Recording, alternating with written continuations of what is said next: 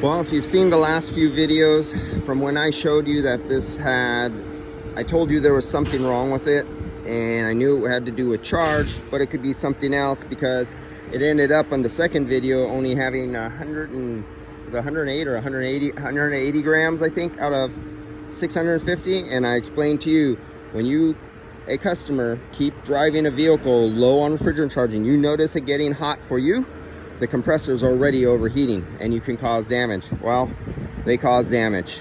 So I'm recovering the refrigerant back out, and I showed you in the last video that the temperature drop across the condenser was 150 degrees, and that's no bueno. So they're getting a compressor, a condenser, both expansion valves, because there's a rear expansion valve going up under the center to get to the center. Center console has to come apart. The dash has to come apart, change those, flush out the evaporators, flush out all the lines. We got like $4,800 job here on this 2010 MDX. And unfortunately, the shop is so busy that they don't have time to do this job. I don't have time to do it. $4,800 for me is nothing compared to what I already do. I wouldn't even want to get stuck on a job for many hours like this.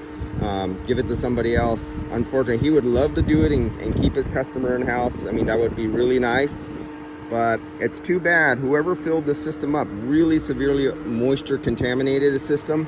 It's probably one of those shops who use shop air to look for parts. Those are the most disgusting shops that you ever don't want to go to. If you have any shop that's using shop air, they either need to be educated or eliminated, eradicated, excommunicated, whatever.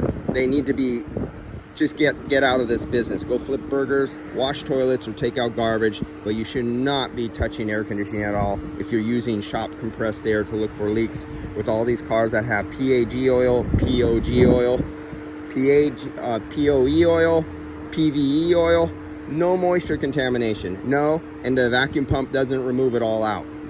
All right, I'll see you guys later while I finish taking this refrigerant out. And this poor customer has a hot vehicle now, and which they had, and it's going to stay that way until they get fixed. And I can see they have a dog in the back. I feel sorry for the dog, and that's it. That's how it goes. But remember, you run a system low on refrigerant, you risk the chance of burning out the compressor, because the oil goes out of the compressor and the oil stays in the evaporators. It doesn't return, and it relies on a full charge of refrigerant to keep that suction line cool. So a cool mist of cold refrigerant with oil comes back to the compressor and cools it and lubricates it. But when you keep driving your car and going, oh, I'll fix it later, I fix it later, I fix it later, instead of being a simple recharge for $300 or $400, it's now $4,800. See you guys later.